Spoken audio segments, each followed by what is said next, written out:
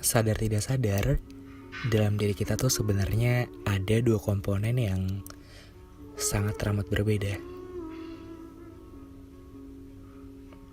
Bisa dibilang sangat teramat kontras, sangat teramat berlawanan, atau sangat teramat kontradiktif mungkin.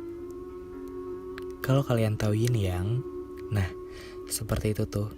Jadi ada sisi putih dan sisi hitam, ada sisi gelap dan ada sisi yang terang, ada sisi cerah dan ada sisi yang kelam. Mungkin kalau diibaratkan sisi terang tuh sebagai supporting system dimanapun dan kapanpun kita melangkah. Kalau diandaikan tuh kayak mungkin jadi kayak tameng ya, tameng yang bisa jadi garda paling depan untuk melindungi diri kita dari orang-orang yang mungkin ingin jahatin diri kita. Dan sisi gelapnya mungkin kalau diandaikan seperti pisau yang sangat tajam yang bisa berpotensi untuk menusuk atau untuk ngegores luka di ulu hati kita sendiri, dan ujungnya jadi nyakitin diri kita sendiri. Tapi tenang aja, karena semua itu gak bakalan terjadi kok kalau diri kita aware, karena semuanya bakalan kendalinya itu di diri kita sendiri. Kita nahkodanya. Karena itu semua kembali kepada kalian. Akan diperlakukan seperti apa, dengan secara lembutkah atau dengan secara kasarkah, itu balik lagi sih ke diri kalian sendiri. Mungkin kalau ngobrolin tentang ini, kalian langsung mikir, kan juga banyak faktor-faktor dari luar, faktor-faktor dari orang lain. Dan kita tidak bisa menampik bahwa memang benar, dan memang cukup besar juga pengaruh dari orang lain. Nah, tapi satu hal yang aku pengen banget nih ngomong ke kalian sebelum pembahasan utamanya dilakukan atau dimulai. Dan ini kalimatnya udah aku catat. Jadi tolong dengerin ya. Tidak ada satupun, tidak ada seseorang pun yang mampu menyakiti dirimu sendiri kalau kamu tidak mengizinkannya. Tolong digarisbawahi, kalau kamu tidak mengizinkannya. Wah, dalam banget ya. Kembali lagi mengudara, dan asli gue seneng banget karena ini bukan ngobrolin tentang cinta, ini tentang self-help. Gue rekaman ini jadi obat untuk gue sendiri, dan semoga kalian juga terbantu dengan adanya rekaman self-help. Mungkin ini udah yang ke-4 atau bahkan mungkin ke-5 ya, gue lupa secara rincinya. Udah self-help yang keberapa. Gue pengen di tiap-tiap episode self-help ini tuh jadi search kalian, atau jadi jalan keluar kalian, atau jadi shortcut kalian ketika kalian punya masalah, atau mungkin ketika hati kalian lagi gak tenang dan kalian mungkin udah bosen, atau mungkin udah muak lah sama obrolan tentang cinta. Yuk kita sejenak untuk remember apa sih yang kita bisa angkat tentang hidup kita sendiri. Dan gue harap itu fungsi dari episode-episode self-help. Dan sekarang dengan bangga gue ngerekam suara gue sendiri untuk nemenin malam minggu kalian. Kalau kalian dengerinnya pas malam minggu ya, gue akan mendirect kalian. Izinkanlah untuk membawain podcast ini dengan judul Jangan Jahat Sama Diri Sendiri. Nah iya, jangan jahat sama diri sendiri. Gue mengangkat topik ini dengan urgensi yang cukup besar karena bisa dibilang dulu gue orangnya termasuk ke orang-orang yang suka jahat sama diri gue sendiri. Dan mungkin kalian yang dengerin ini juga pernah mengalami atau pernah ada di fase tersebut, atau mungkin sekarang sedang di fase tersebut. Gue harap semoga rekaman ini bisa membantu kalian untuk mencari jalan keluarnya, atau untuk menjawab pertanyaan-pertanyaan dari kegelisahan kalian selama ini. So, daripada berlama-lama, yuk langsung aja kita mulai kan. Bertemu lagi via suara bersama gue Bagas di podcast Kita dan Waktu. Nah, sebelum kita sama-sama beranjak ke pembahasan utama, izinkanlah gue untuk bertanya satu hal. Bukan satu hal sih, beberapa hal ke kalian. Nah, udah berapa banyak kalian sakit hati gara-gara terus menerima dan terus membenarkan perkataan orang lain? Meskipun dalam hati kalian tuh kalian berkata, wah ini gak bener nih, wah kayaknya ini salah nih, tapi kalian urungkan. Udah berapa banyak sih kalian mengurungkan niat untuk bicara, memberitahu, untuk angkat suara, untuk show up kebenarannya seperti apa, tentang segala yang apa adanya. Namun itu semua harus tertunda sayangnya. Tertunda karena apa? Karena kalian takut melukai teman kalian sendiri. Padahal kebenarannya itu adalah yang kalian tahu. Kalau dipikir-pikir, wah pinter banget ya kita. Juara satu untuk melindungi hati orang lain, untuk merawatnya, untuk memperhatikannya, sampai lupa bahwa kita sendiri juga punya hati, sampai lupa kalau kita sendiri juga manusia, sampai lupa kalau mungkin hati kita sendiri udah terluka dan udah berdarah, kita nggak tahu.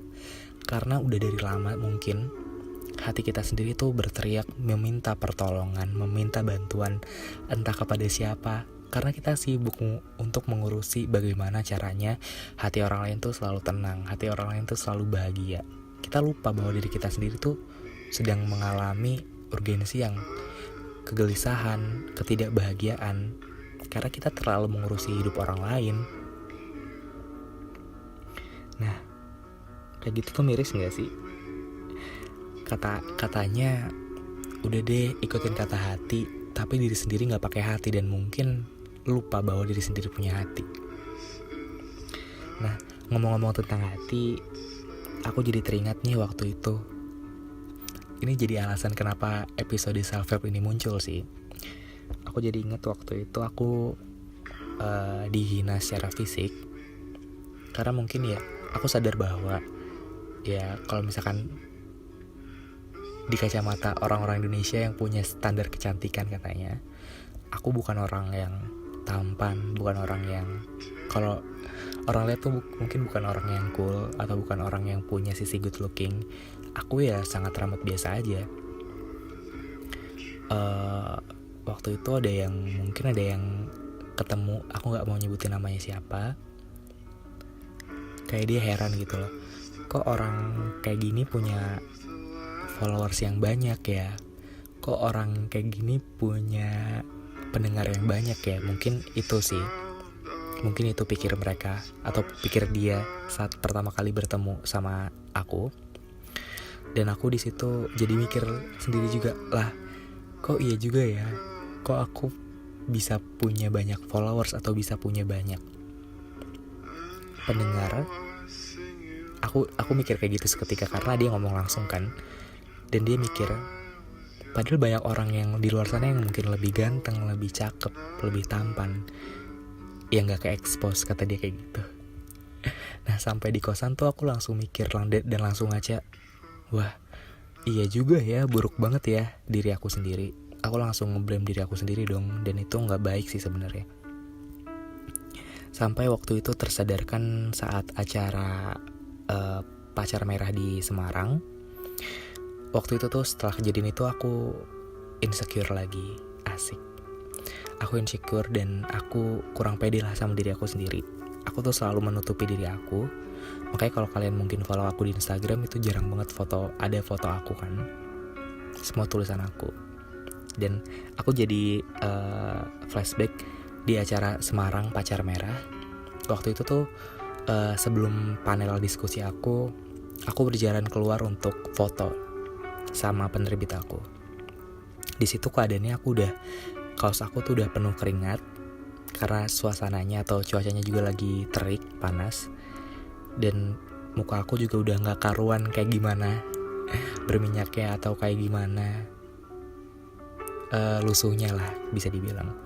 Tapi waktu itu ada yang mengejar aku dan bilang, halo kak, aku mau foto dong, katanya gitu.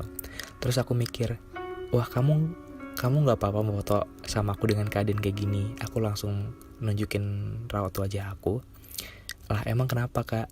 Terus aku balas, aku kan lagi dekil gitu. Nggak apa-apa lah, kita tuh suka sama karya kakak, bukan cuma sekedar fisik kakak. Dan aku disitu langsung apa ya, bisa dibilang tuh langsung kayak jarum tuh langsung ditusuk. Tapi bukan ditusuk karena sakit, tapi itu menyenangkan sekali dan mengingatkan aku bahwa ternyata aku nggak cuman dinilai sekadar fisik doang gitu loh. Dan dia nambahin kayak gini, kak, kita tuh suka sama kakak, respect sama kakak, bukan karena fisik kakak, tapi karena isi pemikiran kakak dan karena tulisan-tulisan kakak yang udah bikin kita kuat. Nah, di poin itu tuh aku jadi senyum dan langsung kayak, oh iya ya udah nggak apa-apa. Dan itu terjadi di fase sebelum panel diskusi aku kan. Dan setelah pas diskusi tuh aku jadi semakin lancar dan semakin apa ya, semakin lugas lah ngomongnya, karena kekuatan mereka itu tadi. Ternyata benar juga ya, kadang kita tuh sering banget dan mungkin kita sangat berbakat untuk nguatin orang tapi tidak untuk nguatin diri sendiri. Nah di situ sih, itu case pertama. Aku jadi kayak waktu itu kan udah dijelek-jelekin, aku malah semakin menjelek-jelekin diri aku sendiri. Itu salah sih. Nah ini case kedua. Jadi aku tuh temenan sama orang, dan waktu itu aku dulu orangnya tuh sering banget ngecek sosial media ya. Pokoknya apapun nih, kalau aku lagi senggang tuh aku selalu cek sosial media. Nah aku tahu nih, kok orang ini kayak nggak pernah upload story, tapi waktu aku cek di HP temanku ternyata upload. Dan aku menerima fakta bahwa wah, dia nge-hide aku dari storynya. Itu tuh aku sempat kepikiran terus seminggu penuh, aku salah apa ya, aku ada masalah apa ya, perasaan selama ini baik-baik aja. Dan itu yang bikin aku jadi kurang bahagia sih, jujur. Tapi aku waktu itu nemu jawabannya, dan aku gak ambil pusing. Kalau misalkan dia mau menghapus aku dari hidupnya, ya sebenarnya gak apa-apa juga, karena kalau dipikir-pikir dia juga gak berpengaruh apa-apa untuk hidup aku. Dan dia juga bukan termasuk circle pertama di hidup aku. Jadi waktu itu aku sadar bahwa kalau misalkan dia ingin meng-hide aku, ya gak apa-apa juga, karena itu gak merugikan aku juga. Dan mungkin itu juga bisa bikin dia tenang juga. Dan aku juga jadi gak memikirkan kehidupan tentang dia juga. Dan di situ sih jawabannya, ya gak apa-apa juga, karena itu juga bukan permasalahan. Asik. Nah yang ini yang permasalahan, karena aku didiemin, dan itu mungkin hampir 1 bulan.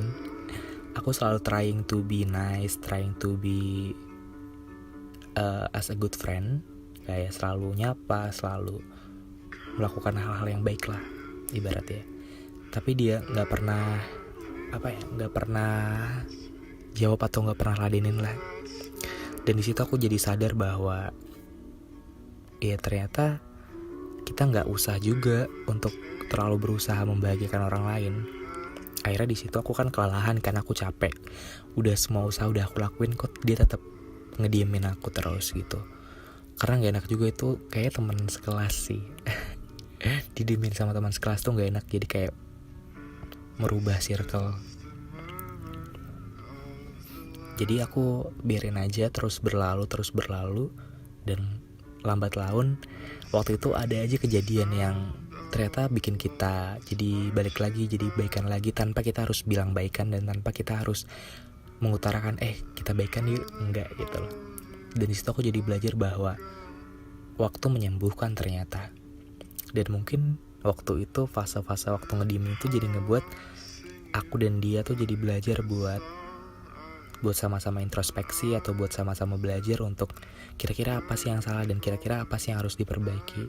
Hingga saat itu ketemu waktunya, akhirnya terjadi juga gitu loh. Akhirnya kita sama-sama baikan tanpa harus bilang baikan. Wah gimana tuh. Nah terus juga ini mungkin kejadian yang lumayan baru. Ini kejadian yang membuat saya untuk bikin Instagram personal, karena bukan salah mereka juga sih. Waktu itu aku sempat post story muka aku di Instagram aku, dan ada yang reply kayak gini. Guys, gue suka banget sama tulisan-tulisan lo, sama semua karya-karya lo, tapi please banget, tolong jangan ngepost muka lo sendiri dong. Gue muak plus jijik ngeliatnya. Aku digituin dan aku langsung down dong pasti. Kayak, ini Instagram aku, ini udah jadi kayak rumah aku. Kenapa aku untuk kasih ruang untuk diri aku sendiri aja itu kayak salah gitu loh. Dan aku juga gak bisa nyalain mereka karena itu di luar kendali aku juga. Aku cuma bisa diem dan aku screenshot. Gak tahu itu salah atau enggak, itu aku screenshot. Tujuannya bukan untuk menyimpan kesedihan, tapi ketika aku sudah berhasil untuk melewati fase itu, aku masih punya buktinya. Dan oh ternyata aku bisa melewati fase itu. Itu gunanya screenshot sih. Dan akhirnya aku bikin Instagram aku sendiri. Mungkin kalau kalian pengen follow silakan, tapi jangan sih, karena itu spam banget. Namanya bagas.personal.